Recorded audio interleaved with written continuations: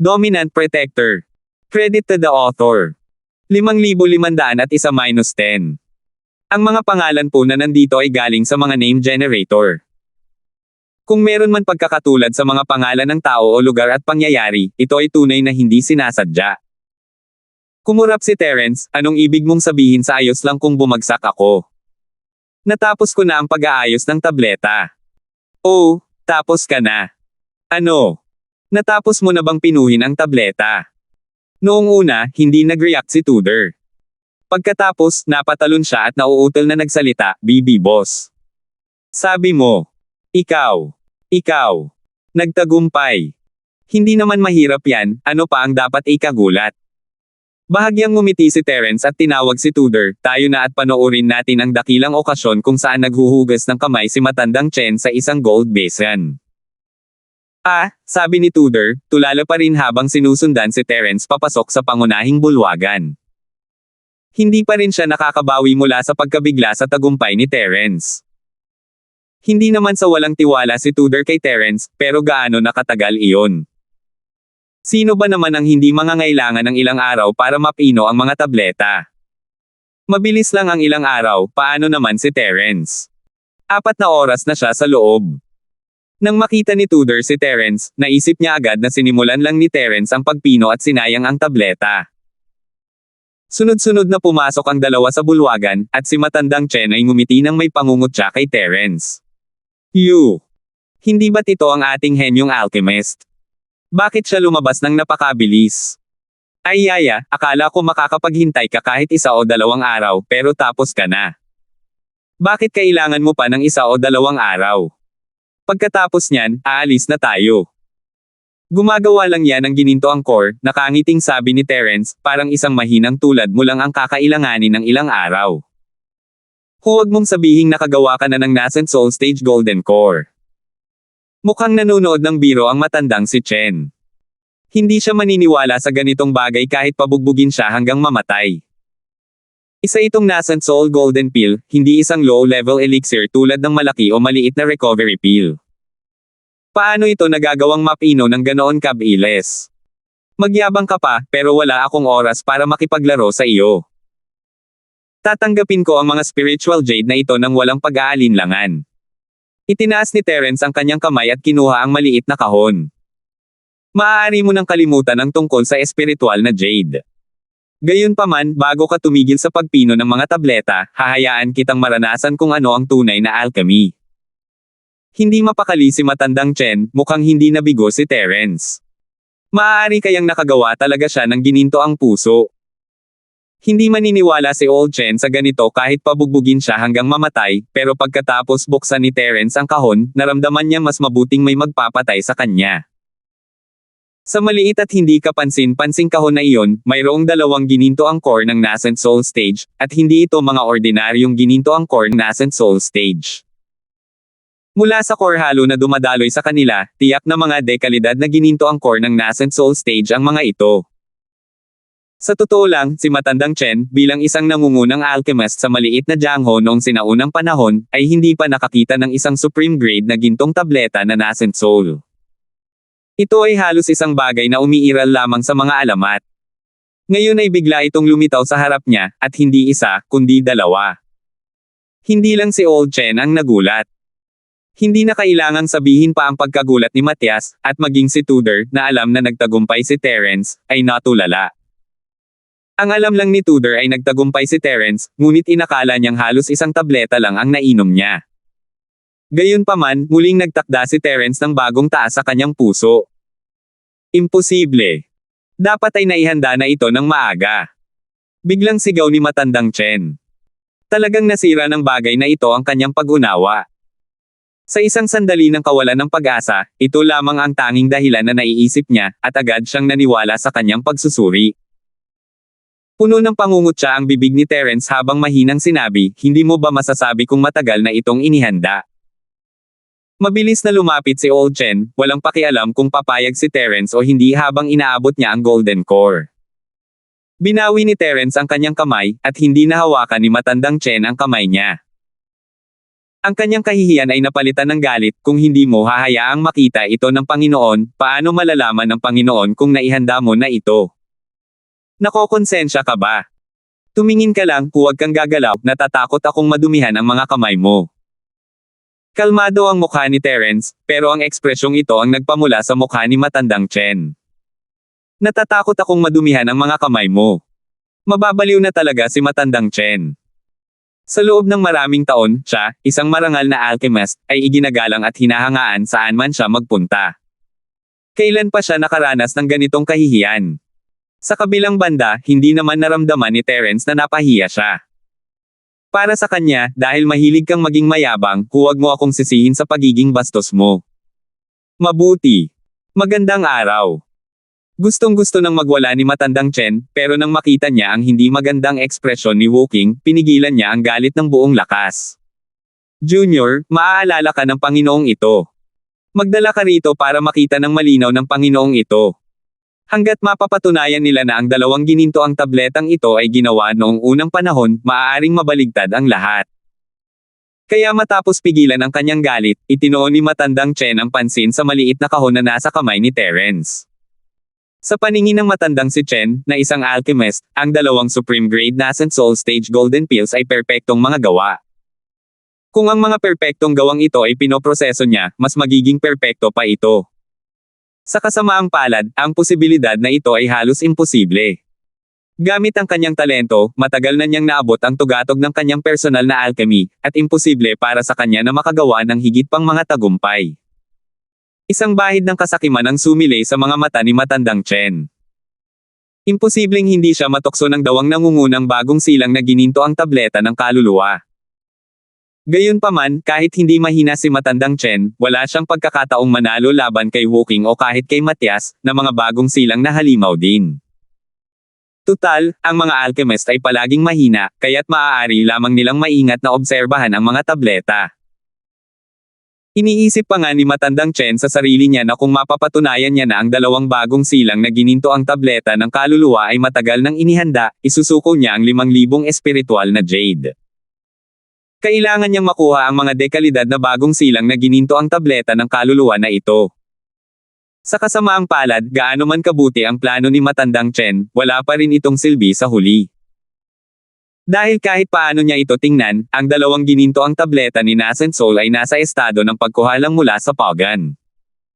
Kahit ang temperatura ng mga tableta ay hindi pa rin nawawala. Kung lalapit siya, mararamdaman niya ang kaunting mainit na hangin na nababalot ng halimuyak ng tableta na unti-unting tumataas.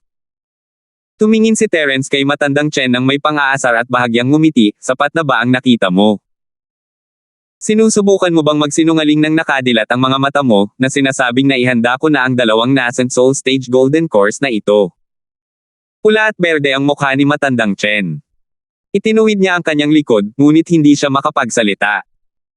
Kung kaya niya lang, gusto niya talagang sabihin na matagal na itong inihanda ni Terence, pero ang totoo ay bagong gawang Golden Core ito. Kung makakagawa si Terence ng dalawang Supreme Grade Golden Core sa loob ng maikling panahon, ang husay ni Terence alchemy ay higit pa sa kanyang inaasahan. 5,502. Hindi pa kasama rito ang matandang si Chen na isa lamang alchemist sa sekta ng 5 elemento, kahit ang buong sekta ng 5 elemento ay hindi madaling makakasakit sa ganoong tao. Bilang isang alchemist, natural lamang na alam niya na ang isang taong may ganitong kasanayan sa alchemy ay maaaring magtipon ng isang nakakatakot na puwersa kung gugustuhin niya. Pino lang talaga. Kahit gaano pa siya kaayaw, kinailangan pang aminin ni matandang Chen. Hindi lang dahil natatakot siya kay Terence, kundi dahil din kay Woking, na nakatingin sa kanya ng may malamig na mukha. Tumanggo si Terence, medyo mataktika naman ang matandang lalaki, kung tutusin. Isinara niya ang kahon. Dahil inamin mo na ito ay isang bagong pinong gininto ang core, ibig sabihin ay inamin mo na ang pastahan at nanalo ako. Panalo ka. Nagngingit-ngit ang mga ngipin ng matandang si Chen at pinapadyak ang mga paa. Pagkatapos sabihin ito, agad siyang lumabas ng nakayuko. Hindi siya pinigilan ni Terence. Tungkol naman sa pastahan, wala siyang pakialam na hindi na makakagawa ng mga elixir si matandang Chen. Maliban na lang kung agad niyang mapapagana ang spirit sense ni matandang Chen, maaasahan na lang niya si matandang Chen para pigilan ang sarili. Nahulaan ni Terence na hindi tutuperin ng matandang ito ang kanyang pangako. Pagkaalis ni matandang Chen, sumugod si Matias sa tabi ni Terence at bahagyang yumuko ng may malaking ngiti sa kanyang mukha, Senior Linford. Hindi, si Master Linford pala. Hindi niya inaasahan na magiging ganito kasekreto si Master Linford. Hindi lang siya namumukod tangi sa kakayahan, kundi siya rin ang pinakamagaling sa alchemy. Sa loob ng maikli panahon, nakakagawa ka ng 2 dekalidad na bagong silang na gininto ang tableta ng kaluluwa. Isang insulto sa iyo kung sasabihin mong henyo ang iyong sarili. Ahem. Hindi napigilan ni Terence ang umubo ng ilang beses.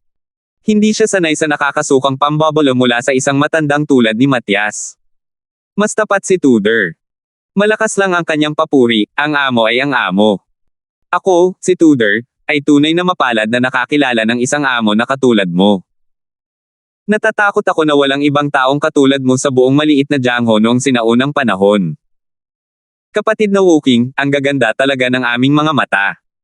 Sige, nahirapan din si Terence na tumanggap ng papuri mula sa mga tapat na tao.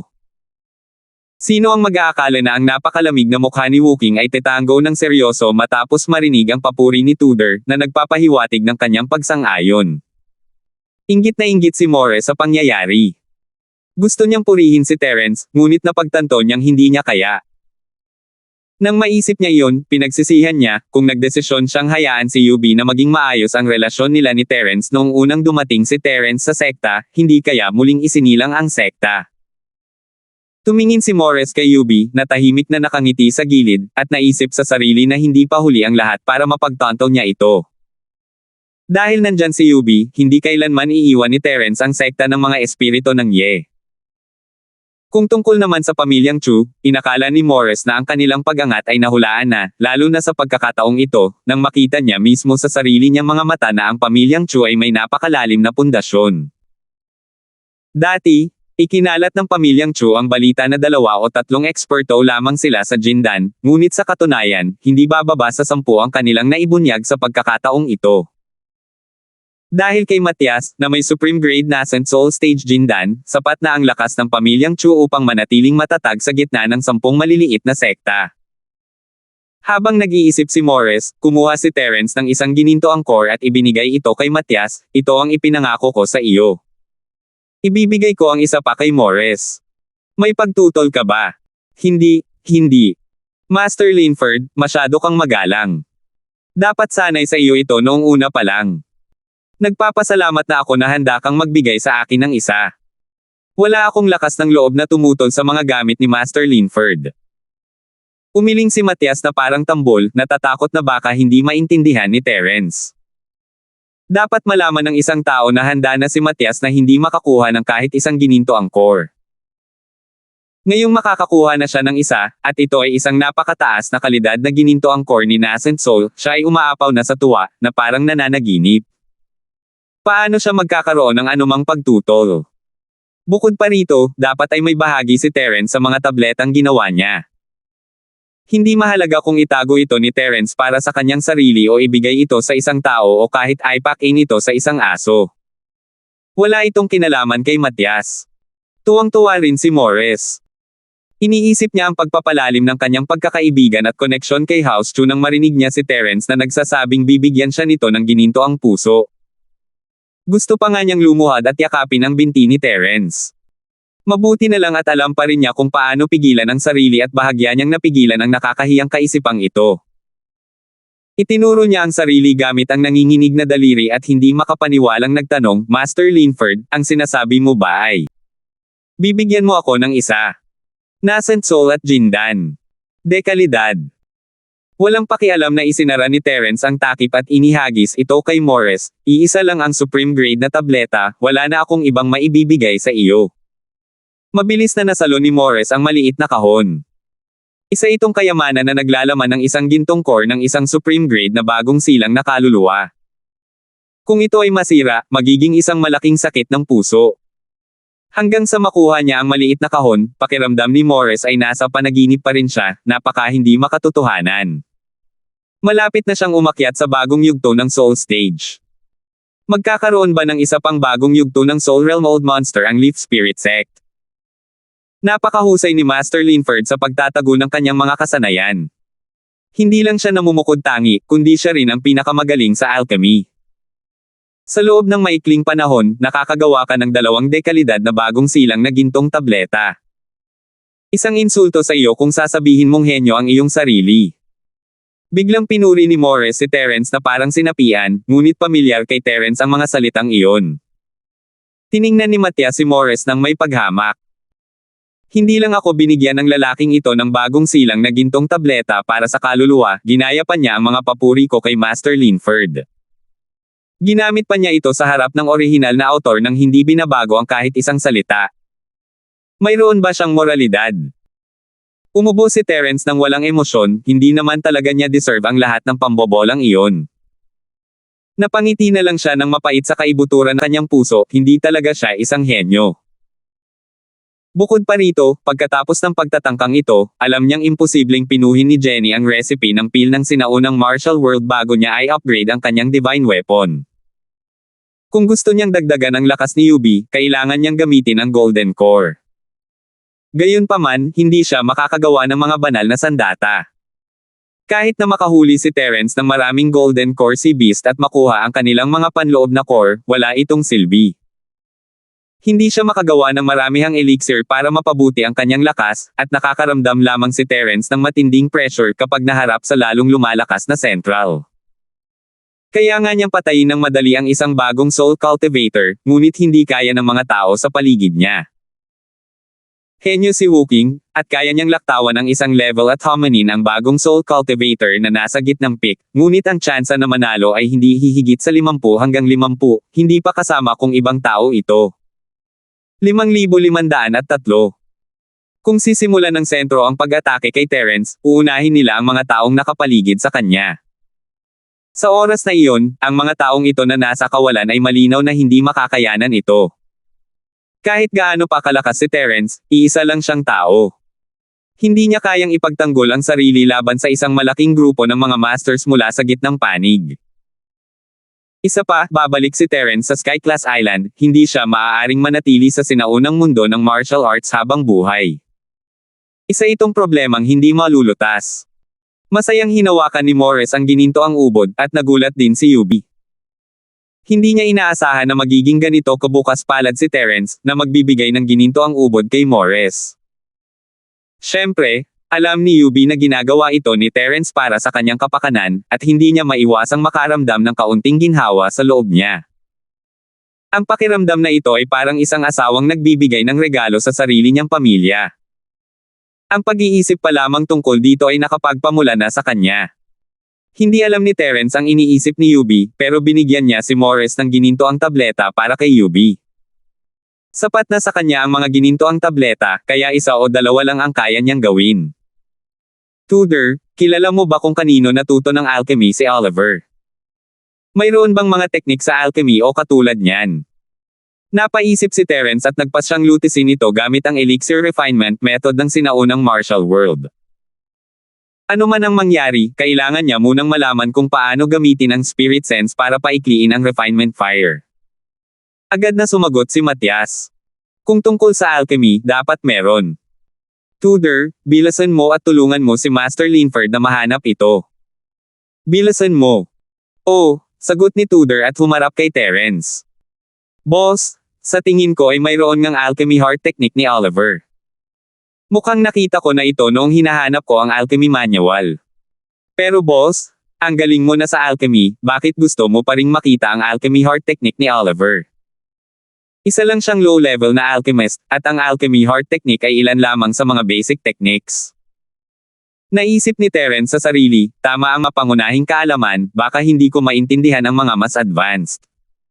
Tinitingnan ko lang kung ano ang nasa isip ko. Casual na sabi ni Terence. Malungkot na sabi ni Matias, paano ka naman naging walang pakialam? Si Master Linford ang boss mo. Utos yan ng boss mo. Bakit ang haba ng sasabihin mo? Bilasan mo at gawin mo. May iniisip ba si Master Linford na kayang intindihin ng isang junior na tulad mo? Opo, batang Panginoon. Umi-NGO si Tudor at mabilis na tumakbo palabas.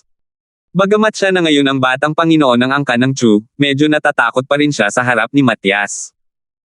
Nag-uusap sandali sina Terence at ang iba pa nang tumakbo pabalik si Tudor na may dalang libro. Ito ay ang sining ni Oliver. Boss, dala ko na ang libro. Tingnan mo at tingnan mo kung ito ang kailangan mo. Tumakbo si Tudor papunta kay Terence at iniabot sa kanya ang libro. Nagpasalamat si Terence at binuklat ang ilang pahina. Ito nga ang elixir arts ni Oliver. Ito ang naglalaman ng pinakasimpleng paraan ng paggamit ng spirit sense para bumuo ng apoy. Tuwang-tuwa si Terence hanggat magagamit niya ang kanyang spirit sense para bumuo ng apoy, kahit hindi niya magamit ang automatic elixir making method, kahit papaano ay maaari niya itong subukan na gawin mismo. Matapos iligpit ang mga gamit sa sining, nagsalita pa si Terence ng ilan sa iba bago bumalik sa kanyang silid ng mag-isa, handang mag-aral ng sining. Dahil sa spirit sense ni Terence, hindi naging problema na tawagin itong pinakamalakas sa sinaunang martial world. Sa simula, naging maayos ang proseso, at mabilis na nabuo ni Terence ang apoy gamit ang kanyang spirit sense. Magandang simula iyon. Gayunpaman, agad na natanto ni Terence ang problema. Ang isang magandang simula ay hindi nangangahulugang tagumpay. Kahit gaano pa niya kasikapan, hindi niya makontrol ang lakas at temperatura ng apoy. Ano ba to, bakit na naman ganito? Malinaw na ginawa ito ayon sa alchemy mental cultivation method na to. Walang magawang bulong ni Terence, wala pa ring gana. Naging maayos ang pagsasanay ni Terence, ngunit hindi siya gaanong umusad sa alchemy. Ganito rin noong nasa common world siya, kaya niyang lumikha ng refinement fire, ngunit hindi niya makontrol ang lakas at temperatura ng apoy. Pero iyon ay dahil wala siyang lahat ng katangian niya, kaya hindi siya maaaring maging isang refiner. Kahit na nakuha na niya ang lahat ng katangian niya, hindi pa rin siya makakagawa ng sarili niyang mga elixir. Kung hindi dahil sa automatikong kagamitan sa pagpino ni Jenny, hindi sana bumuti ng ganito kabilis si Terence at malamang namatay na sana siya sa kung saan. Wala itong saysay. Ganito ang Pilfire na pinalapot ng totoong chi, pero bakit ganito pa rin ang Pilfire na pinalapot ng banal na sentido? Dapat posible, pero bakit pareho lang? Paulit-ulit na binubuklat ni Terence ang libro, bumubulong sa sarili, umaasang malaman kung bakit siya patuloy na nabibigo. Maya-maya, tila may naisip si Terence at umiling ng mapait. Marahil dahil nasa anyong espiritu ni Yuan si Terence, ngunit kinailangan niyang gamitin ang kanyang pisikal na mga kamay upang kontrolin ang tindi at temperatura ng apoy. Wala si Terence sa kanyang pisikal na anyo, at kahit na magagamit niya ang kanyang pandama sa espiritu upang mabuo ang apoy, hindi niya ito makontrol. Siyempre, hindi makumpirma ni Terence kung totoo ba ito o hindi. Tutal, hula lang naman iyon. Ano man ang mangyari, si Terence ay isang paslit sa landas ng alchemy. Gaano man kagaling ang isang practitioner, mayroon pa rin silang mga pagkukulang. Mabuti na lang at napunan ni Jenny ang pagkukulang na ito sa agham, kaya hindi masyadong maaapektuhan si Terence. Matapos itong pag-isipan, sumuko na si Terence sa ideya na gamitin ang mga Beast Core para gumawa ng mga elixir sa sinaunang martial world. Kailangan niyang mag-isip ng ibang paraan, kung hindi ay mawawala ang lahat ng kanyang mga kalamangan. Biglang nami-miss ni Terence si Jenny, kung nandito lang ang henyong babaeng ito, madali lang sana niyang malulutas ang problemang ito. Sa kasamaang palad, hindi niya ito makikita hanggat hindi siya bumabalik sa Sky Class Island. Dahil wala nang silbi ang pagbuo ng apoy ng pagpipino, hindi na pinilit ni Terence ang sarili.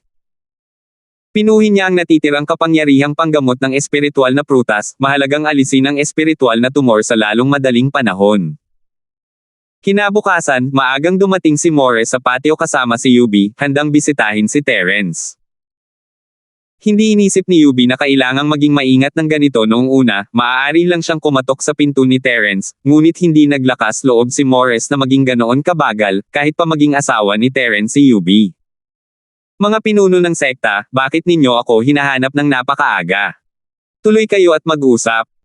Mabuti na lang at palaging binabantayan ng espiritu ni Terence ang bakuran, at agad niya silang binuksan para salubungin papasok nang makita niya sila. Dali-daling lumapit si Morris at yumuko ng may paggalang, Master Linford, pasensya na po sa abala sa inyo ng maaga. Hindi mahalaga.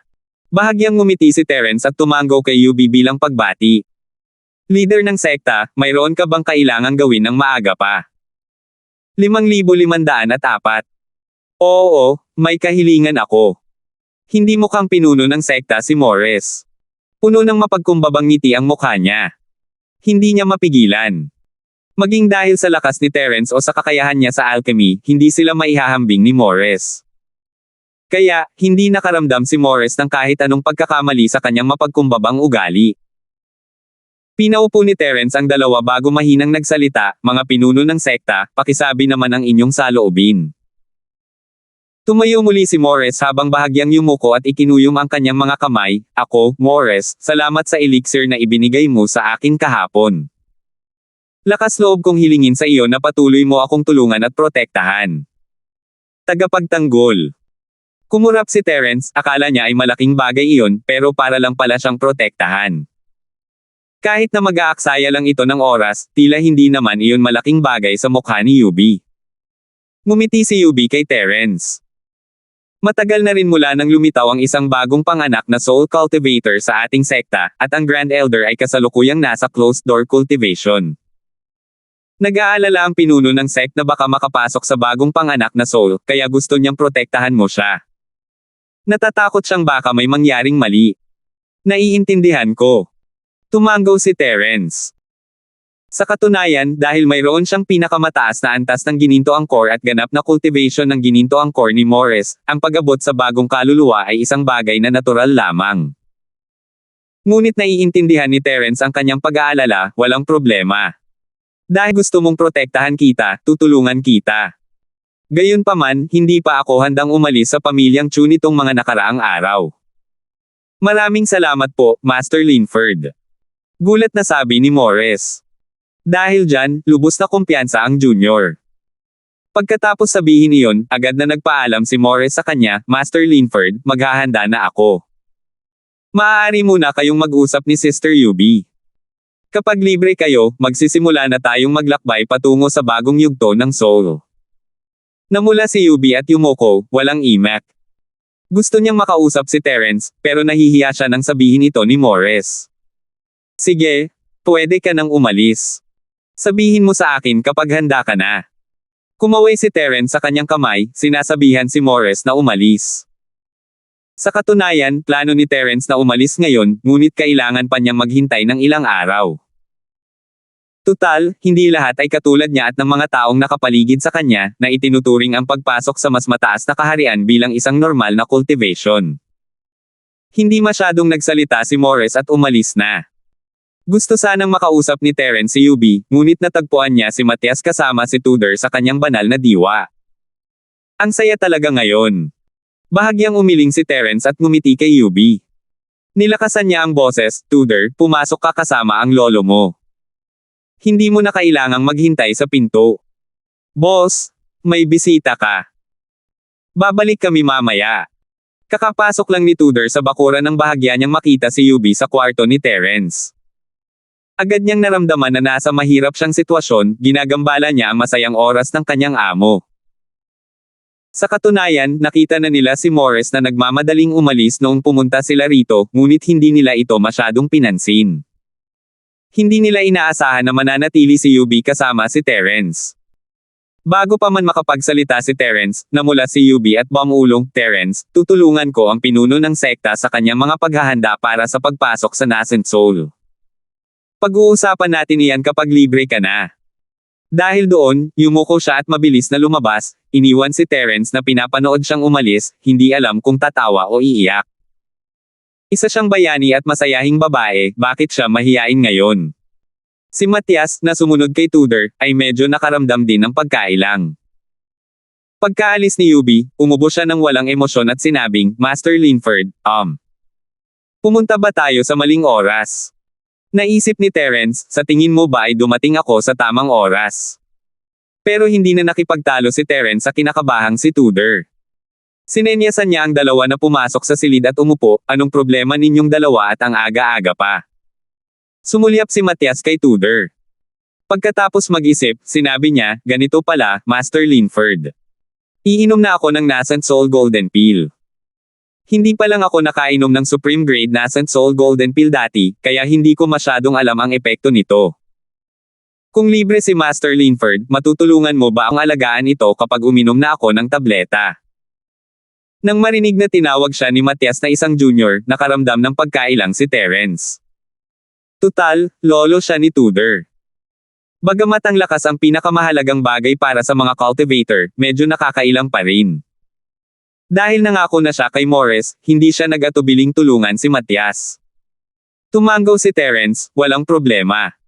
Hanapin mo ako kapag handa ka na. Tuwang-tuwa si Matias. Hindi niya inakalang papayag si Terence na protektahan siya ng ganoon kadali. Tutal, nasa maagang yugto na siya ng Nascent Soul. Kung gagamit siya ng gininto ang tableta para mapalakas ang kanyang lakas, walang magiging problema. Hiniling niya kay Tudor na humingi ng tulong kay Terence para lang mapalapit kay Terence. Ngayon, tila iba na ang pananaw ni Terence sa bahay ni Chu. Mula ngayon, hanggat kaya nilang panghawakan si Terence, hindi na mapipigilan ang kanilang pag-angat. Magsasalita pa sana siya ng ilang salita para makalapit kay Terence, ngunit tila nawawala na ng interes si Terence. Agad na umalis ang matandang lalaki na si Matias, hinayla si Tudor kasama niya para hindi ito magtagal sa harap ni Terence at hindi ito malungkot. Pagkalipas ng ilang araw, matagumpay na nakapasok si Morris sa Nascent Soul sa ilalim ng proteksyon ni Terence, at naging pangalawang Nascent Soul Old Monster ng Leaf Spirit Sect. Sa wakas ay na-stabilize na niya ang posisyon ng sect, at matagumpay ding naka-level up si Matias. Napakadali lang ng buong proseso, at ang proteksyon ni Terence ay talagang nanunood lang mula sa gilid. Pagkatapos na lahat, handa nang umalis si Terence. Tinipon niya ang ilan sa kanila at nagpaalam. Tudor, tapos na ang negosyo ng pamilya Chu ninyo. Babalik ako sa Green Cloud School sa North Island. Wooking at Sister Yubi, dapat na kayong bumalik sa sarili ninyong mga sekta. Boss Terence, gusto mo bang sumama ako sa iyo sa sekta ng Chindian sa North Island? Malamig pa rin ang mukha ni Wooking, ngunit hindi na kasing tigas ng dati ang tono ng kanyang pananalita. Bahagyang ngumiti si Terence at ikinumpas ang kanyang kamay, hindi na kailangan. Dapat kang bumalik sa sekta ng Snow Sword para maghanda. Tapos na si Baldermore, at hindi maaasahan si Janfeng. Sa tatlong bagong panganak na soul cultivator sa inyong sekta ng Snow Sword, ikaw lang ang maaaring yumako ng responsibilidad sa huli. Magkita tayo sa sinaunang pagtitipon. Nang marinig ang mga salita ni Terence, sandaling nag-atubili si Wooking at hindi na nagpumilit pa. Sa kanyang puso, ang lakas ni Terence ay higit pa sa kanya. Kung hindi man kayang harapin ni Terence ang sitwasyon, wala namang gaanong pagkakaiba kung naroon man siya o wala. 5,505. Boss Terence, hindi na kita pipigilan kung ganoon. Pag-uusapan ko muna ang mga bagay tungkol sa bahay Chu kay Lolo. Hindi magtatagal ay magsisimula na ang pagtitipon, magkikita rin tayo muli sa lalong madaling panahon. Si Tudor ay prangka pa rin gaya ng dati, walang kahit kaunting pabaya. Tinapik ni Terence ang kanyang balikat, naranasan lang ng angka ng Chu ang kaguluhan. Kailangan mong maglaan mas maraming oras sa pag-aayos nito. Magkikita tayo sa napakatagal na pagpupulong. Malapit nang magsimula ang napakatandang pagpupulong. Isa itong pagpupulong upang muling pag-uri-uriin ang 4 na malalaking sekta at ang 10 maliliit na sekta. Gaya ng ipinahihiwatig ng pangalan, ito ay isang engranding seremonya para sa buong maliit na Jiangho noong sinaunang panahon. Lahat ng sekta at pamilya ay lalahok sa engranding kaganapang ito. Ang mga may malalaking ambisyon ay gagawin ang kanilang makakaya upang ipakita ang kanilang lakas sa engranding kaganapang ito at magsisikap na mapabilang sa 4 na dakila at 10 maliliit na pamilya at sekta. Ang sekta ng Green Cloud ng North Island ay isa rin sa 10 maliliit na sekta, kaya kinailangan ni Terence na bumalik at pamunuan ang koponan. Dahil doon, kumarap si Terence kay Yubi at ngumiti. Sister Yubi, bakit hindi ka sumama sa akin pabalik sa Green Cloud School sa North Island para tingnan ito? Sa anumang kaso, ang mga usapin ng sinaunang pagpupulong ay hahawakan ng pinuno ng iyong sekta, kaya wala kang kailangang gawin. Tunay ngang naantig si Yubi sa imbitasyon ni Terence, at kung gusto niyang sumama, malamang ay papayag si Morris ng buong puso. Hindi ba't ang pagkakataong ito na sundan si Terence ay isang bagay na gusto ni Morris na gawin ni Yubi? Gayunpaman, pinag-isipan lamang ito ni Yubi sandali bago niya sinabi ng may humihinjing paumanhin. Pasensya na, Terence. Hindi ako makakasama sa iyo sa sekta ng Berdeng Ulap sa North Island sa pagkakataong ito dahil bumuti na ang aking lakas, kaya kailangan kong bumalik sa sekta para makita ang aking Panginoon. Magkikita rin tayo muli sa lalong madaling panahon, kaya magkita tayo sa sinaunang pagpupulong. Sige. Kung gayon, mag-ingat ka. Medyo nang hinayang si Terence, ngunit hindi niya ito masyadong ininda. Gaya ng sabi nila, ang pagtitipon ng sinaunang panahon ay malapit na. Maghihiwalay muna sila ng landas sa ngayon, ngunit babalik din sila agad. Pagkatapos ng ilang salita pa, sumakay si Terence sa kanyang lumilipad na spirit beast at lumipad patungo sa sekta ng Chindian. Pagkaalis ni Terence, agad ding umalis si Woking sa pamilyang Chu, bumalik sa sekta ng Espada ng Niebe upang maghanda para sa napakatagal ng pagpupulong. Si Yubi naman ay medyo nahuli, hinihintay ang pag-alis ni Morris. Ang Green Cloud sect ng North Island ay isa sa 10 maliliit na pamilya, at isa sa mga nasa upper middle ranked. Ang layunin ni Terence sa pagkakataong ito ay hindi lamang mapanatili ang ranggong ito, kundi pati na rin hayaan ang Green Cloud sect ng North Island na subukang makapasok sa top 4 kung maaari. Hindi gaanong mahalaga ang ranggong ito kay Terence, ngunit natural lamang para sa kanya na tumulong ng kaunti dahil sa kanyang kaugnayan sa paaralan ng Chindian. Ang tanging kailangan niyang alalahanin ay kung gaano karaming mga puppet ang palihim na binuo ng sentral na kapangyarihan ng maliit na Jiangho ng sinaunang panahon at ilang mga angkan at sekta ang palihim nitong kinokontrol. Kung pipiliin ni Central na umatake sa pagtitipon, maaaring hindi matalo ng kasalukuyang puwersa ni Terence ang Central. Tutal, kulang ang mga masters ni Terence sa kanyang panig. Kung wala ang Golden Core, kahit na maraming bagong soul at Golden Core cultivator si Terence, hindi niya magagawang gumawa ng maramihang bagong soul monsters na kayang lumaban kay Central. Mabuti na lang at ang unang natanggap ni Terence pagbalik niya ay magandang balita, matagumpay na nakapasok si Reggie sa Nascent Soul. Dahil dito, napatitag niya ang kanyang posisyon sa sekta. Mabuti na lang at gagantimpalaan ang mabubuti. Nanatili siyang matatag sa panig ni Terence, at sa wakas ay oras na para sa isang malaking ani. Senior Lolo, nakabalik na kayo. Matapos matanggap ang balita ng pagbabalik ni Terence, agad na dinala ni Reggie si Zijen Hong upang salubungin si Terence, habang pinapanatili ang kanilang karaniwang paggalang. Hindi naman masama. Hindi ka lang matagumpay na nakarating sa bagong antas ng Soul Stage, kundi tuluyan mo ring napatetag ang iyong lakas. Mukhang may talento ka naman. Kahit hindi ka kasing talento ni Woking, dapat ay mas mataas ka sa karaniwan. Tumanggaw si Terence nang nakangiti. Lahat ng ito ay dahil sa gabay ng lolo ko, nagpapasalamat na sabi ni Reggie. Kung hindi ako makakalusot ng ganito kabilis, kahit na isa pa akong walang kwentang tao sa unang bahagi ng Golden Core Stage. Para sabihing hindi naman masama ang likas na talento ng disipulong ito, mas mabuting sabihin na hinayaan ng lolo ko na tuluyang maisilang muli ang disipulong ito. Kaya naman, ang disipulong ito ay magpakailanman na mag-uukit ng kabaitan ng lolo ko sa aking puso. Hindi mo kailangang sabihin yan. Pinaglaban mo ang lahat ng ito. Kahit ano pa man iyon, karapat-dapat ka rito. Sinasabi ni Terence ang totoo, hindi siya naging mabuting tao, at kahit pa marami siyang gamot na nagpapaamag sa kanya, hindi niya ibibigay ang mga ito sa mga taong hindi niya kilala. Totoo ngang nakuha ni Reggie ang pagsang-ayon ni Terence sa pamamagitan ng sarili niyang pagsisikap. Malapit nang magsimula ang napakatandang grand meeting. Kumusta ang mga paghahanda ng ating Green Cloud School sa North Island? Tanong ni Terence habang naglalakad sila papasok sa sekta. Sa katunayan, hindi na kailangang tanungin ni Terence si Reggie. Gamit ang kanyang pandama sa espiritu, sapat na ito para suriin ang buong sekta. Alam na ni Terence ang kalagayan ng sekta ng Chindian sa North Island. Dahil sa basbas ng nakatatandang lolo, ang mga disipulo ng ating Green Cloud School sa North Island ay nakagawa ng malaking pag-unlad sa lakas kamakailan dahil marami tayong kumpletong pamamaraan ng paglilinang. Kung ang ating Green Cloud School ay hindi makakagawa ng anumang pag-unlad sa napakatandang grand meeting na ito, sa susunod na napakatandang grand meeting, ang ating Green Cloud School sa North Island ay tiyak na makakasakop ng isang lugar sa 4 na dakilang sekta. Nang pag-usapan niya ang kasalukuyang sitwasyon at kinabukasan ng Green Cloud School sa North Island, agad na lumitaw si Reggie na puno ng kumpiyansa. Magaling ang ginawa mo. Tiyak na uunlad ang Green Cloud School ng Baydaw sa mga kamay mo.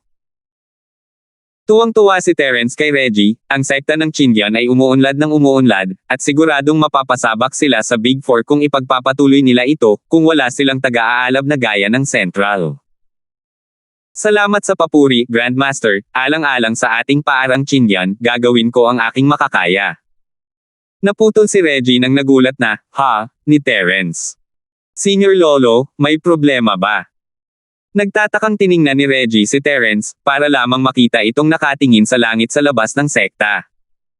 Tila may isang maliit na itim na tuldok na mabilis na papalapit. Wala lang. Sa tingin ko may bisita. Mahinang sabi ni Terence bago tumalikod at tamad na tumayo roon, hinihintay ang itim na tuldok na dumating. Parehong nagulat sina Reggie at Zijen, hindi man lang nila matukoy kung ano ang itim na tuldok mula sa malayong ito, at sigurado ba si Terence na isa itong bisita. Bagamat hindi niya alam kung anong klaseng customer ito, ang kanyang pananaw ay sapat na upang mapahanga ang mga tao. Maya-maya, mabilis na lumaki ang itim na tuldok. Isa itong pambihirang lumilipad na espiritual na halimaw, ang agila na may 4 na pakpak. Sa likod ng agila na may 4 na pakpak, naroon ang isang malungkot na matandang lalaki na may mahabang buhok at balbas. 5,506. Nandito siya na may masamang balak. Parang may dumating na masamang bisita. Napataas ang kilay ni Terence habang nakatingin sa nakatagong balak pumatay sa ere. Tanging isang bulag lang ang makapagsasabi na ang lalaking ito at ang estatwa ay may mabuting balak. Bahagyang nagbago ang ekspresyon ni Reggie. Ang condor na may 4 na pakpak ay isang lumilipad na spirit beast ng sektang tagapagtanggol ng kasamaan. Ang ibang mga sekta ay walang ganitong pambihirang lumilipad na spirit beast. Maaari kayang ang matandang iyon ang Grand Elder ng sektang tagapagtanggol ng kasamaan, si Crispin. Mga tao mula sa sekta ng masasamang tagapagtanggol. Bakit siya pumunta sa ating Green Cloud School sa ganitong kaagresibo na paraan? Pamilyar kay Terence ang pangalan, ngunit hindi niya matindaan kung saan niya narinig ang tungkol sa basurang sekta na ito. Lolo Maestro, si Crispin ay isang eksperto sa tugatog ng advanced stage ng Nascent Soul Realm, bulong ni Reggie. Isang hakbang na lang ang layo niya sa perfected stage. Bukod pa rito, masama ang teknik ng The Exorcist Sect. Espesyalista ito sa paglamon ng mga primordial spirit.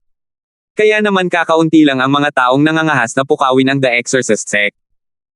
Kinakain ng sinaunang espiritu. May kakaibang ekspresyon sa mukha si Terence. Dapat ba niyang sabihin dito na nilamon niya ang espiritu ng buwaya na kumakain ng langit? Pero naisip ko ito pagkatapos ng paliwanag ni Reggie, may isang masamang lalaking tagabantay ng sekta na humahabol sa kanya sa sandaling ipinroyekto niya ang kanyang espiritu sa karaniwang mundo, at pagkatapos niyang mabaigo, may isang lalaking ito, maaari kayang nabunyag siya dahil sa dalawang ito. Walang pakialam si Terence, paano kung nabunyag siya? Isa lamang itong sekta na nagtataboy sa masasamang gawain, at wala talagang pakialam si Terence sa lahat ng masasamang bagay na ginagawa nila. Sa ilang salita lamang, ang condor na may 4 na pakpak ay lumipad sa ibabaw ng ulo ni Terence at sandaling lumutang. Ang matandang lalaki na tila si Crispin ay madaling tumalon pababa. Bilang pinuno ng sekta ng Berdeng Ulap, agad na humakbang si Reggie at ikinuyom ang kanyang mga kamao. Ako ang bagong pinuno ng sekta ng Berdeng Ulap sa North Island. Ikaw ba ang senior na si Crispin mula sa sekta ng pag-iwas sa kasamaan? Ako si Crispin Yin. Sino ka? Talagang nangahas siyang tawagin ang sarili niyang pinuno ng sekta. Nasaan si Jomar Chen? Walang balak si Crispin na itago ang kanyang pagkakakilanlan. Gayunpaman, batay sa kanyang mga salita, tila wala siyang kaalam-alam sa mga kamakailang pagbabago sa paaralan ng Chindian. Kung hindi niya sana tinanong si Jomar. Dahil sa pagtataksil niya sa sekta, ang dating Grand Elder na si Jomar ay sisigot na sana si Reggie nang mabigla siya sa isang biglaang sigaw. Junior! Isuko mo ang buhay mo. Biglang umungal si Crispin at pinutol ang mga salita ni Reggie, sabay atake kay Terence. Tutal, isa siyang eksperto sa tugatog ng advanced stage ng Nascent Soul Realm. Sina Reggie at Zijen ay walang reaksyon sa biglaang pag-atake. Kung sila ang target ni Crispin, malamang ay hindi sila makakagawa ng kahit isang galaw. Gayunpaman, hindi si Reggie o si Zigen si Terence. Nang maisip niya kung paano nauugnay ang matandang si Crispin na ito sa dalawang batang humahabol sa kanya sa secular na mundo, si Terence ay nasa mataas na alerto na. Tunay ngang napakabilis ng atake ni Crispin, ngunit mas mabilis pa ang reaksyon ni Terence. Sa isang iglap, 3 Divine Sense Vortex ang lumitaw sa paligid ni Crispin na parang tatsulok ang Pormasayon na nakapalibot sa kanya. Ang mga vortex ng kamalayan ni Terence pa lamang ay mas malakas na kaysa sa Essence Spirit ni Tai. Sa sandaling mabuo ang mga ito, winasak na nila ang Essence Spirit ni Crispin. Nabigla si Crispin at agad na natalo ng husto. Habang sumisigaw siya, nanginginig ng malakas ang kanyang katawan, at ang kanyang atake ay tuluyang hindi tumama. Pinagpawisan ng malamig sina Reggie at Zigen. Hindi nila namamalayang gusto sanang tumayo sa harap ni Terence para protektahan ito, ngunit hindi man lang kumurap si Terence. Madali niyang niresolba ang atake ni Crispin na nagpahanga sa kanilang dalawa sa pagkamangha. Ang dahilan kung bakit hindi ginamit ni Terence ang kamay na pang-agaw ng kaluluwa ay para malaman kung bakit ganoon katiwala si Crispin kay Terence at inatake ito nang makita niya ito. Hindi mo kailangang kabahan. Isa lang siyang cultivator na nasa tugatog ng advanced stage ng orihinal na level. Hindi naman yan malaking problema. Bahagyang ngumiti si Terence, hindi alintana ang ugali ni na Reggie at Zigen. Ang Divine Sense Vortex ay isang patuloy na kasanayan sa pag-atake na direktang ginagamit sa Primordial Spirit. Tinansya ni Terence na sa ilang paghinga, tuluyang mawawala ang kakayahang lumaban ni Crispin, at ang kanyang Primordial Spirit ay hihina. Ang kanyang pagtutol sa mga tanong ni Terence ay natural na magiging pinakamababa. Gayunpaman, ang ikinagulat ni Terence ay ang pagsigaw lamang ni Crispin sa simula bago kumislap ang isang itim na liwanag sa kanyang katawan, na tuluyang nag-alis sa 3 banal na vortex na ipinadala ni Terence. Junior, may kakayahan ka naman.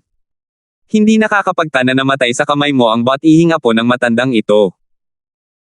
Napabuntong hininga si Crispin ng ilang beses bago tumitig kay Terence ng may malamig na ekspresyon.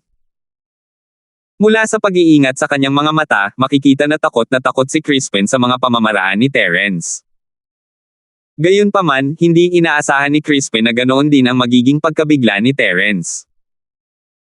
Ang Divine Sense Vortex ay isang maliit na trick lamang, ngunit ito ang unang pagkakataon na ginamit ito ni Terence pagkatapos itong maging master, at nabigo ito ng ganoon na lang. Kailangang malaman ng isa na noong nasa unang yugto pa lamang ito ng tagumpay, maaari na itong gamitin upang madaling supulan ang mga sea crab.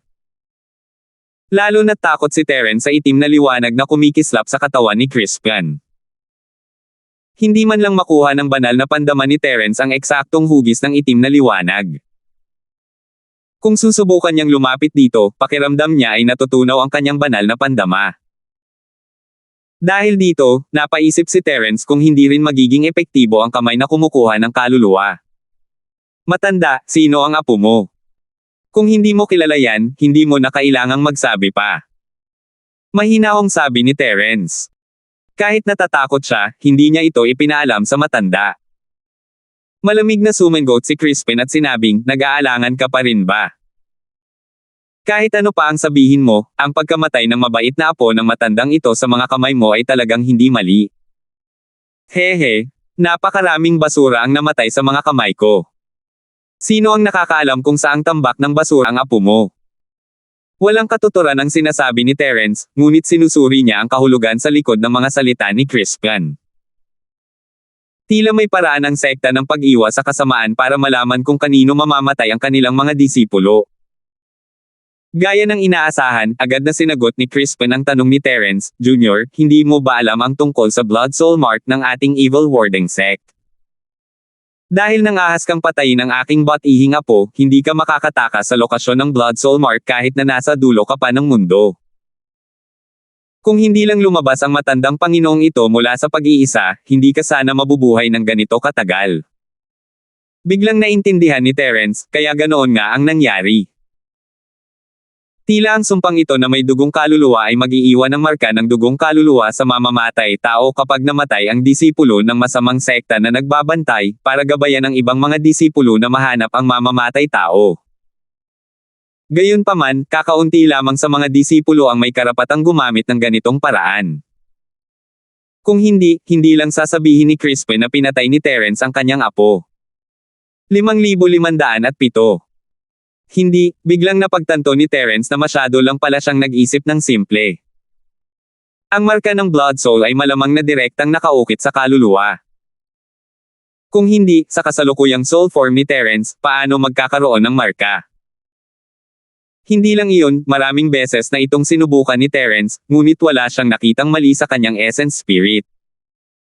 Malinaw na nakatago ng maayos ang marka ng Blood Soul, kahit ang malakas na essence spirit ni Terence ay hindi ito mahanap. Hindi ko alam ang tungkol sa Blood Soul mark. Kung ang sekta mo ang panlaban sa kasamaan, hindi ba dapat ikaw ang pinakasikat dahil sa teknik mo sa paggamit ng espada para sa kasamaan? Ampun ang apo mo, di ba? Mabilis na umiikot ang isip ni Terence, pero wala pa rin siyang sinasabing kalokohan. Malamang hindi alam ni Crispin kung ano ang teknik sa paggamit ng espada para sa kasamaan dahil baka maguluhan siya. Pang-iwas sa kasamaan gamit ang espada. Napakalakas ba nito? Junior, huwag mong subukang baguhin ang usapan. Ang mabuting apo ng matandang ito ay natural na anak ko. Ngayon, tiyak na sasamahan kita sa kanyang libingan. Umungol si Crispin at naghanda na muling umatake. Bagamat medyo natatakot siya sa mga pamamaraan ni Terence, naunawaan ni Crispin na si Terence ay isa lamang sinaunang espiritu at gumagamit ng spirit sense attack. Laban sa anumang sekta, ang pamamaraang ito ay sapat na upang maging walang talo, ngunit ang sekta na nagtataboy sa masasamang nilalang ay isang sekta na dalubhasa sa pakikitungo sa mga sinaunang espiritu.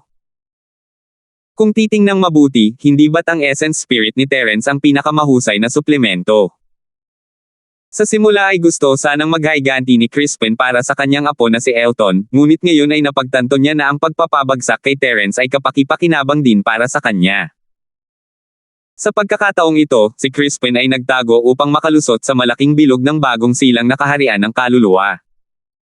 Sa kasamaang palad, nabigo siya sa huling hakbang. Pagkalabas niya mula sa pag-iisa, nalaman niyang patay na ang kanyang apo at ang marka ng dugo ng kaluluwa ay gumagalaw ng napakabilis. Agad niya itong hinabol ng walang pakialam.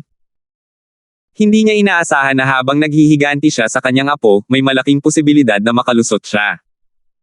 Ano pa ba ang mas hihigit dito? Itinaas ni Crispin ang kanyang kanang kamay, at ang itim na kahoy na kasinlaki ng kanyang palad ay biglang lumaki, naging isang tungkod na gawa sa kahoy na may habang 1.5 metro. May mahinang itim na liwanag na dumadaloy sa tungkod na gawa sa kahoy, na nagpaalerto kay Terence. Ano itong itim na ilaw? Seryoso ang ekspresyon ni Terence. Ang babala mula sa Jade ay nagpapahiwatig na ang kahoy na tungkod ni Crispin, o sa halip, ang itim na ilaw sa tungkod, ay isang mapanganib na bagay na maaaring makapinsala kay Terence. Hindi lang ito ang primordial spirit body. Kung si Terence ay magiging isang primordial spirit, malamang na ganoon din ang mangyayari sa kanya.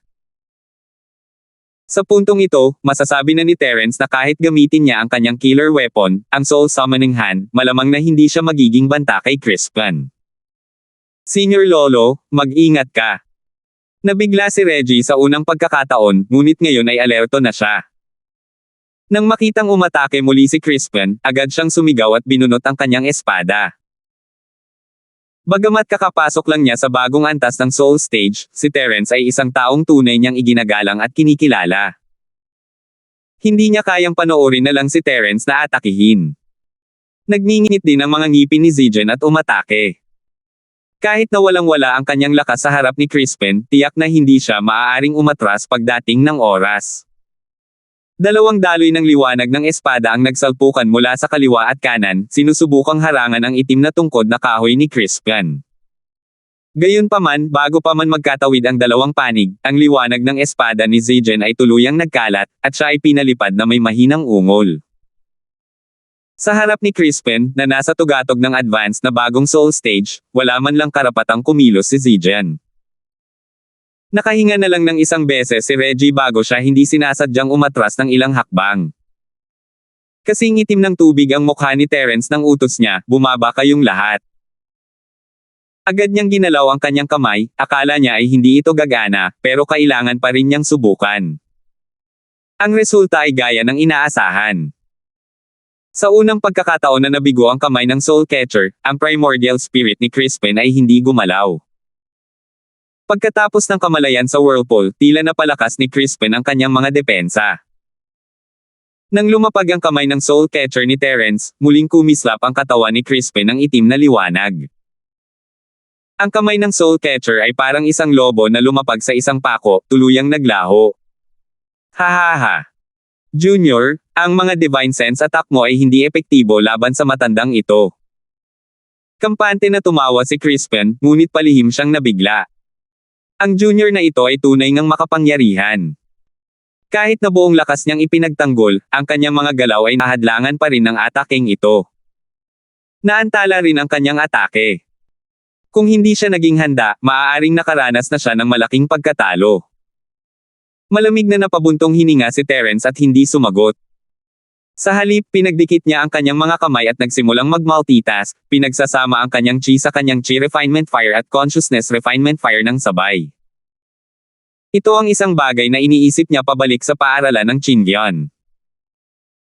Dahil hindi magagamit ang apoy sa paggawa ng mga elixir, maaari na lang niya itong gamitin sa paggawa ng mga bombang apoy. Ang orihinal na bombang chi ay napakalakas na, ngunit matagal pa rin itong magamit bilang isang normal na sandata. Ngunit pagkatapos idagdag ang apoy, natuklasan ni Terence na mas mabilis pala ang bilis ng kondensasyon. Sa madaling salita, ang lakas ng isang pale firebomb na naipon sa loob ng parehong panahon ay magiging mas malakas. Ang lakas na ito ay magiging higit sa 10 beses na mas malakas at tataas habang lumilipas ang panahon. Naantala ang pag-atake ni Crispin ng kamay ng Soul Reaper, ngunit sandali lamang itong tumigil. Pagkatapos ay iniabot niya muli ang itim na tungkod na kahoy kay Terence, na naiwan lamang si Terence sa maikling sandali. Natural lang, hindi kayang buuin ng dahan-dahan ang isang 3-in-1 bomb. Marahang tinapik ni Terence ang kanyang mga paa at lumipad pabalik, inihagis ang maliit na bomba sa kanyang palad. Ito ang unang pagkakataon na ginamit ang 3-in-1 alchemy bomb sa isang totoong labanan. Hindi alam ni Terence kung ano ang magiging resulta, kaya wala siyang gaanong pag-asa. Gusto na lang niyang harangin ang itim na kahoy na tungkod ni Crispin at bigyan ng sarili ng mas maraming oras. Gayunpaman, ang ikinagulat ni Terence ay ang pagsabog ng maliit na bombang may apoy nang tumama ito sa dulo ng itim na tungkod na kahoy. Ito ay isang direktang pagsabog, at ang lahat ng lakas ng pagsabog ay nakatuon sa direksyon ng itim na tungkod na kahoy, na siyang katawan ni Crispin. Ano yan? Gulat na gulat si Crispin.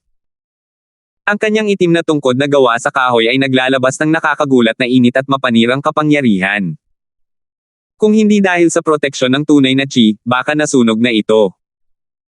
Bukod pa rito, ang apoy na sumiklab sa itim na tungkod na kahoy ay nagpabalisa kay Crispin.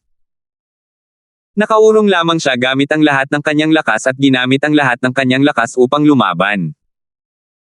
Sa huli, hindi siya nagtamo ng labis na pinsala at medyo nagmukha lamang siyang kawawa. Napaatras si Terence ng 7 o 8 hakbang bago huminto, iniisip kung gaano siya kaswert. 5,508. Mabuti na lang at ang pale firebomb sa pagkakataong ito ay may dagdag na spirit sense at pale fire, kaya naman naka-impluensya ng kaunti si Terence dito. Bumuo ito ng isang pagsabog at tinipon ang lahat ng lakas, dahilan para mapa-atres si Crispin. Kung mas malaki lang ng kaunti ang pale firebomb na ito, baka hindi ito makontrol ni Terence. Sa madaling salita, ang mas malakas na pale firebomb ay magdudulot lamang ng ganitong epekto, at baka masaktan pa niya ang sarili niya. Senior Lolo, ayos lang ba kayo? Napaatras si Reggie, ngunit hindi naman siya nasugatan. Lumapit siya kay Terence matapos niyang makabawi. Hindi pinansin ni Terence si Reggie at tinitigan si Crispin. Dapat kayong umalis agad ni Zijen. Kung hindi, may istorbo ninyo ako. Opo, Lolo sa labanan. Tumanggaw si Reggie matapos ang ilang pag-aalinlangan. May tiwala siya kay Terence at pakiramdam niya ay magiging pabigat lamang siya kung mananatili siya. Kailangan mong mag-ingat. Kung hindi mo talaga kaya, maaari kang umatras sa sekta. Dahil doon, mabilis na ibinalik ni Reggie si Zigen sa sekta ng Qingyan at pinagmasdan ang sitwasyon ni Terence mula sa malayo. Junior, may mga pukana ka talaga. Minaliit ka talaga ng matandang amo na ito. Kung ganoon, para ipakita ang respeto sa iyo, medyo magiging seryoso ang matandang amo na ito. Galit na galit ang ekspresyon ni Crispian. Paulit-ulit siyang nagdusa sa kamay ni Terence, at halatang galit na galit si Crispian. Tumawa si Terence, dapat bilasan mo na at mamatay ka na. Tingnan mo ang edad mo. Ilang beses na akong naging maawain sa iyo, at ang lakas ng loob mo pa ring magsalita ng kalokohan sa harap ko. Hindi umatras ang dalawa, at palihim silang nag-iipon ng kapangyarihan sa kanilang mga kamay. Maaari lamang umasa si Terence sa mga 3-in-1 super alchemy bomb na ito. Bagamat mahirap itong kontrolin kung ito ay masyadong malaki, kailangan niyang dagdagan ang kapangyarihan kung gusto niyang patayin si Crispian. Siyempre, si Terence ay mayroon pa ring 5-element killing intent bilang kanyang trahedya. Gayunpaman, dahil sa lakas ng kanyang primordial spirit body na nasa foundation establishment state peak stage, mahirap sabihin kung ang 5-element killing intent ay maaaring magdulot ng nakamamatay na pinsala kay Crispian. Junior, puro salita lang ba ang alam mo? Bilasan mo at pumunta ka rito para mamatay. Pangiinis ni Crispian at itinaas ang manggas ng kanang kamay. Isang malakas na puwersa ng pagsipsip ang nabuo. Ang teknik ng sekta ng exorcist ang tumama sa primordial spirit. Dati, minamaliit nga ni Crispian si Terence. Kahit na natalo siya sa kamay ni Terence, hindi niya ito sineryoso. Ngayon lang ipinakita ni Crispian ang tunay niyang paraan ng pag-iwas sa kasamaan. Kahit alam na ni Terence na ang sektang Blaze ang makikipaglaban sa labanang ito, hindi pa rin siya makapag-ingat laban dito. Ang kanyang sinaunang espiritu ay halos hindi kayang labanan si Crispian, na nasa tugatog ng maunlad na yugto ng bagong kaluluwa, at siya ay sa pilitin na hinaila. Gayunpaman, hindi natarante si Terence. Ang 3-in-1 alchemy firebomb ay hindi kayang tamaan ng sinuman mula sa malayong distansya. Dahil si Crispian ay lumapit sa kanya ng mag-isa, hindi nag-atubiling bigyan siya ni Terence ng malaking regalo. Nang 3 metro na ang layo niya, inihagis ni Terence ang 3-in-1 alchemy firebomb. Gamit ang inertia mula sa puwersa ng paghila at sa sariling lakas ni Terence, ang 3-in-1 alchemy firebomb ay agad na lumitaw sa harap ni Crispian parang isang bulalakaw. Tumawa si Crispian at sinabing, sa tingin mo ba ay mararanasan ko ulit ang parehong pagkawala? Habang nagsasalita siya, ang puwersang humihila sa manggas ni Crispian ay biglang bumaliktad at naging isang napakalakas na puwersang nagtutulak, sabay na itinulak palabas si Terence at ang 3-in-1 alchemy firebomb. Kung ang 3-in-1 bomb ay walang consciousness refinement fire, marahil ang teknik na ito na tuma-target sa kaluluwa ay hindi makakaapekto dito. Ngunit sa consciousness refinement fire, hindi mahalaga kung ito ay humila o tumulak, wala itong pinagkaiba sa kaluluwa ni Terence. Matagal nang napansin ni Crispian na pinapaliit ni Terence ang 3-in-1 bomb na nasa kanyang mga kamay. Si Crispian, nakakatalo lang, ay talagang nag-iingat sa galaw na ito ni Terence. Hinailan niya ang primordial spirit ni Terence para mapunta si Terence sa bitag. Sa katunayan, ang planong ito ay naisakatuparan ng maayos. Siyempre, ideya ito ni Crispian. Ngumiti rin si Terence nang may sarkastikong pag-aalala, sa tingin ko ay magdurusa ka ulit sa pangalawang pagkakataon. Habang nagsasalita siya, sumabog ang 3-in-1 bomb. Sa pagkakataong ito, hindi na makontrol ni Terence ang direksyon ng pagsabog pero kaya niyang kontrolin ang oras. Dahil nakita na niya ang galaw na ito dati, paanong wala siyang plano? Mas makabubuti kung may padala niya ng direkta ang bomba. Kung hindi ito gumana, maaari niya itong pasabugan kapag nakalapit na siya. Ngayon, direkta itong pinasabog. Sinamantala ni Terence ang pagtulak ni Crispian para paalisin si Terence at umatras ng buong lakas. Lumipad siya palabas ng saklaw ng alchemy bomb ng may bilis na kidlat. Sa kasamaang palad, medyo mahina pa rin ang kapangyarihan sa pagkakataong ito. Kahit na lumikha ito ng isang malaking hukay sa lupa, nagawa ni Crispin na makatakas mula sa gilid ng hukay sa huling sandali. Sampaang Junior. Tiyak na hiwain ka ng matandang ito. Galit na galit si Crispin. Akala niya kontrolado na niya ang lahat, pero hindi pala. Parang nahulaan na ni Terence ang bawat galaw niya. Casual niyang pinatay ang apoy sa kanyang damit at buhok. Inalog ni Crispin ang kaliwang manggas niya, at ang 3 pulang dugong lobo ay lumaki sa hangin. Nang makalabas sila sa kanyang manggas, ang mga ito ay kasing laki lamang ng 3 kuko. Nang lumapag ang mga ito sa lupa, ang mga ito ay naging kasing kapal ng mga guya. Lobo ng espiritu ng dugo. Pinaikit ni Terence ang kanyang mga mata at naging seryoso ang kanyang ekspresyon. Nang una siyang dumating sa secular na mundo, nakita niya ang pasang espiritu ng dugo ng nagtataboy na masamang sekta. Alam niya na ang mabangis na halimaw na ito ay espesyal na ginagamit upang harapin ang sinaunang espiritu. Bagamat maaari ring gamitin ni Terence ang apoy ng alchemy upang pigilan ito, ang problema ay naroon pa rin si Crispin sa tabi niya. Bukod dito, alam niya na ang 3 lobo ng espiritu ng dugo na ito ay hindi maihahambing sa 2 pasang espiritu ng dugo mula noon. Mabuti na lang at alam mo ang mga dapat gawin. Hindi ka makatarungang mamatay sa bibig ng aking dugong spirit wolf. Tumawa ng masama si Crispin at inutusan ang 3 blood spirit wolves na sabay-sabay na sumalakay. Ginamit niya muli ang primordial spirit pulling technique para pigilan ang paggalaw ni Terence. Sa isang pag-iisip, lumikha si Terence ng 3 nagliliyab na pandama at ipinadala ang mga ito patungo sa 3 lobong espiritu ng dugo. Gayunpaman, ang 3 lobong ito ay talagang pambihira. Sumulong at umatras sila ng maayos at kasing bilis ng kidlat. Madali nilang naiwasan ang atake ni Terence. Nang makita ang maitim na mukha ni Crispin na papalapit ng papalapit, at ang matandang lalaki ay itinaas pa ang itim na tungkod na kahoy sa kanyang kamay, nanatiling kalmado ang ekspresyon ni Terence. Ang kanyang 5 elementong hangarin sa pagpatay ay naging isang dragon, umuungal habang sumusugod patungo kay Crispin.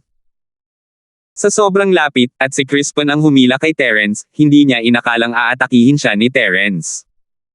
5,500. Ang pinakamahalaga ay 2 beses na ginamit ni Terence ang alchemy bomb, na nagpaisip kay Crispin na iyon ang pinakamalakas na atake ni Terence. Dahil isang alchemy bomb pa lang ang ginamit ni Terence, malinaw na ito ang panahon kung kailan siya pinakawalang kaya. Kaya, tinamaan siya ng 5 element ni Terence na pumatay kay Chi dahil sa kanyang kapabayaan. Kasabay nito, matapos makaiwas ang 3 blood spirit wolf sa apoy ng alchemy ni Terence, sinunggaban nila si Terence mula sa iba't ibang blind spot na parang mga multo. Binuka nila ang kanilang dugo na mga bibig at kinagat ang primordial spirit body ni Terence. Wala talagang pakialam si Terence sa 3 blood spirit wolf na ito. Wala siyang pakialam kung mapahinto ng 3 apoy ng alchemy ang mga blood spirit wolf na ito dahil isa siyang Yuan spirit body. Tama, ang katawang espiritu ni Yuan ang pinakamahusay na pagkain para sa mga lobo na espiritu ng dugo, ngunit naiiba ang katawang espiritu ni Terence na Yuan. Natutunan niya ang paraan ng pagpino ng apoy ng alchemy ng kamalayan. Ngayon ay kaya nang gawing isang masa ng apoy ng alchemy ng Terence ang buong katawang espiritu ni Yuan anumang oras kung gugustuhin niya. Kaya naman, ang 3 blood spirit wolf na ito ay nakatakdang dumanas ng 3 trahedya. Sa sandaling kinagat nila si Terence, ang kanyang katawan ay nagsimulang masunog sa apoy ng alchemy. Ito ay tiyak na ang natural na kaaway ng blood spirit wolf, ang uri ng natural na kaaway na walang sino man ang makakatalo. Ang 3 blood spirit wolves ay tuluyang nalipol bago pa man sila makaalulong.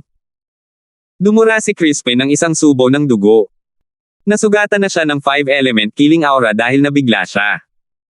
Ngayong namatay na ang 3 blood spirit wolves, nakaranas siya ng matinding reaksyon at maging ang kanyang espiritu ay nanghina.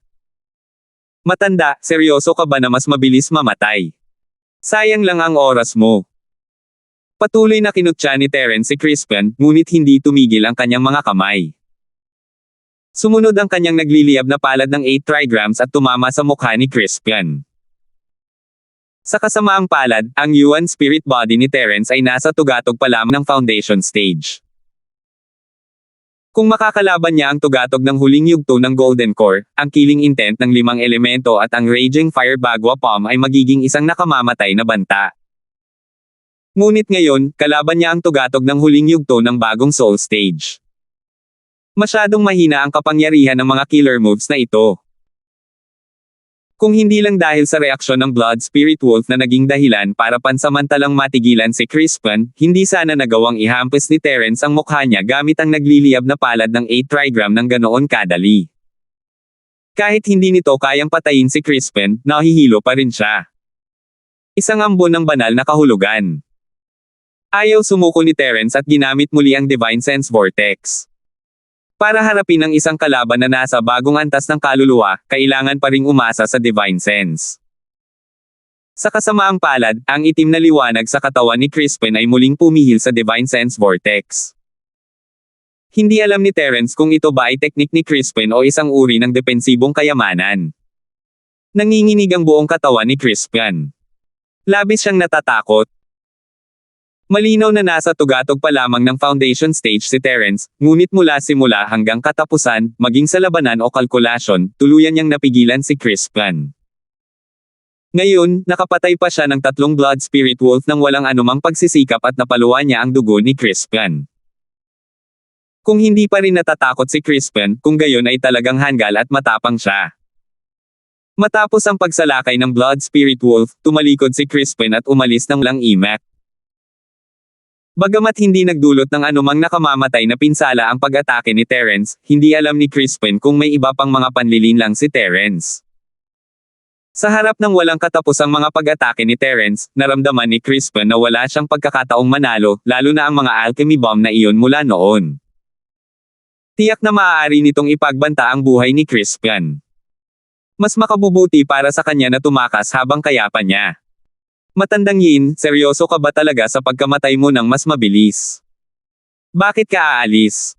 Sigaw ni Terence, na parang walang magawa. Si Crispin lang ang taong hindi nagawa ni Terence simula nang mapunta siya sa sinaunang mundo ng mga patay. Hindi niya ito mapatay gamit ang martial arts dahil sa kanyang antas, at ang kanyang Divine Sense attack ay tuluyang napawalang bisa ng katawan ni Crispin. Sobrang sakit ng ulo niya. Junior. Maghintay ka lang at makikita mo. Babalik talaga ako. Huwag mong kalimutan na may bakas pa rin sa iyo ang Blood Soul. Tumalon si Crispin sa kanyang 4 na pakpak na uwak at pumailang lang sa kalangitan. Matapos makaramdam ng ligtas, nag-iwan siya ng isang pangungusap na hindi masyadong malupit at dali-daling umalis sa berdeng pangkat ng ulap sa North Island. Nanlamig ang mga mata ni Terence habang pinapanood niya si Crispin na nagiging itim na tuldok at muling lumipad palayo. Kakaiba talaga ang pag-iwas sa masasamang sekta. Kung wala siyang maisip na paraan, si Terence ay nasa isang napakapasibong posisyon. Hindi lang ang sekta ng berdeng ulap ang mapapahamak sa panahon ng sinaunang pagtitipon, kung magtutulungan ang sekta ng masasamang tagapagtanggol at ang sentral ng lumitaw ang sentral, mawawala ang kalamangan ni Terence, at masisira ang buong maliit at sinaunang mundo ng martial arts. Siguro dapat akong lumikha ng mas maraming peak nascent soul realm experts. Bulong ni Terence sa sarili. Mukhang ito na lang ang tanging paraan para makalabas. Hindi takot si Crispin sa mga Divine Sense attack, pero takot siya sa mga pisikal na atake. Ang primordial spirit body ni Terence ay pinigilan ni Crispin, pero kung si Woking iyon, hindi magiging mahirap para sa kanya na talunin si Crispin, di ba? Mabuti na lang at hindi nagkukulang si Terence sa mga ginintoang core, kapag naabot na niya ang orihinal na antas, magagamit niya ang mga tableta para itulak ang sarili sa tugatog ng orihinal na antas. Gayunpaman, ang tanging mga taong mapagkakatiwalaan ni Terence ngayon ay tila sina Woking at Reggie. Hindi pa rin sapat sina Morris at Matias. Ang isa pang punto ay kailangan talagang pag-isipan ni Terence kung paano malalampasan ang limitasyon ng Perfected Foundation Stage. Kung si Terence ay isang perfected Golden Core Primordial Spirit, ang 5 elements killing intent ay sapat na para harapin si Crispin. Senior Lolo, ayos lang ba kayo? Nang makitang umalis si Crispin na natatalo, mabilis na lumapit si Reggie kay Terence at nagtanong ng may pag-aalala. Siyempre ayos lang ako. Bahagyang ngumiti si Terence. Hindi mo ba nakikita na ang matandang si Crispin ang nasa kawalan? Oo nga. Gaya ng inaasahan, mas makapangyarihan si Marshall Granduncle. Handa na akong i-activate ang Green Cloud Sword Formation, pero hindi ko inaasahan na matatalo ni Marshall Granduncle si Crispin sa ilang galaw lang. Nasa sabik na sabi ni Reggie. Ang Chindian Sword Formation ang defensive formation sect, at kailangan pumasok ang lahat ng disciples. Maa-activate lang ito kapag inatake na ng kalaban ng sect, kaya sinabihan ni Reggie si Terence na bumalik sa sect kung hindi siya mananalo. Gayunpaman, hindi nila inaasahan na magiging ganito kalakas si Terence, na matatalo si Crispin sa maikling panahon. Maging si Reggie, na isang masugid na tagahanga ni Terence, ay naisip na magiging kahanga-hanga kung hindi matatalo si Terence. Tumawa ng mapait si Terence sa kanyang puso. Alam na alam niya ang totoo. Sa unang tingin, mukhang madali niyang natalo si Crispin, ngunit sa totoo lang, ginamit ni Terence ang lahat ng kanyang lakas. Gayunpaman, naka-atres si Crispin nang hindi nagtamo ng maraming pinsala. Itinuring itong isang pagkabigo. 5,510. Huwag na natin itong pag-usapan pa. Malapit nang magsimula ang napakatandang grand meeting. Handa ka na ba? Kailan ka aalis? Ikinumpas ni Terence ang kanyang kamay at binago ang usapan sa sinaunang pagpupulong. Maaaring wala ng oras si Terence para bumalik sa sekta ng Berdeng Ulap dahil naging malaking problema ang sinaunang Festival Central, at kailangan niya itong alisin sa lalong madaling panahon, kaya kinailangan niyang ayusin ang mga gawain ng sekta bago siya umalis. Opo, Lolo, sa labanan, magalang na sagot ni Reggie. Dapat ay aalis na kami sa loob ng 3 araw, pero ngayong nakabalik ka na, nasa iyo na ang lahat. Nagawa na namin ang mga kinakailangang paghahanda, kaya hindi na magiging problema ang agad na pag-alis. Labis na nasiyahan si Terence sa kakayahan ni Reggie na pangasiwaan ang mga bagay-bagay. Ngumiti siya at tumango. Mabuti naman, pero hindi natin kailangang magmadali. Sundin natin ang nakatakdang itineraryo. Mag-uusap tayo mamaya ng pribado. Opo. Tiyo Lolo. Walang tanong si Reggie, buti na lang at mag-isa siyang hinahanap ni Terence, at ang isa pang posibilidad ay sasabihan siyang gumawa ng ilang sekretong bagay, at makakakuha siya ng ilang benepisyo sa huli. Hindi na nagsalita pa si Terence. Bumalik siya sa lugar na inihanda ni Reggie para sa kanya kasama sina Zijen at Reggie. Pagkatapos noon, umalis si Zijen na may makahulugang tingin. Umupo ka at mag-usap.